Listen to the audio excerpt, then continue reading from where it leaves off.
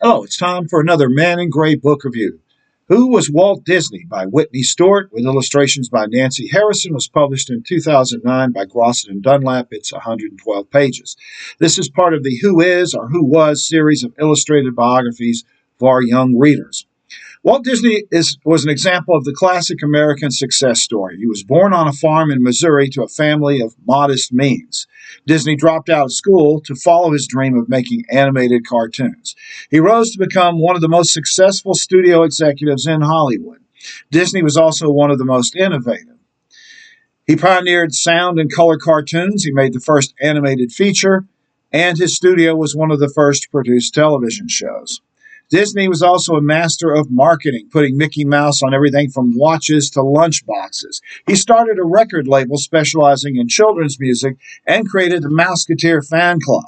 He used his television show to promote upcoming movies and his theme park, Disneyland. But all of Disney's success came at a price. He dealt with the stress of his job by chain smoking as many as 5 packs of cigarettes a day. His tobacco addiction is what led to his death from lung cancer in 1966 at the age of 65. Even though this book is intended for kids, it doesn't sugarcoat Disney's life. He could be sarcastic and rude. The difficult working conditions of his employees led to a major strike in 1941.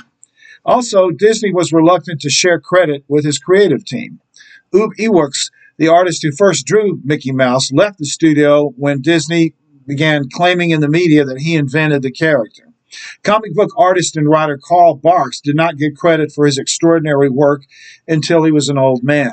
Furthermore, when Disney became interested in a new project, he tended to lose interest in earlier works.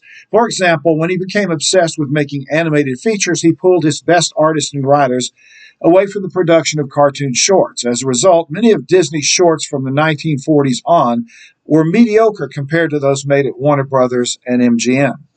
This book describes how Disney came to create the Disneyland theme park and the financial risk he took to get it off the ground.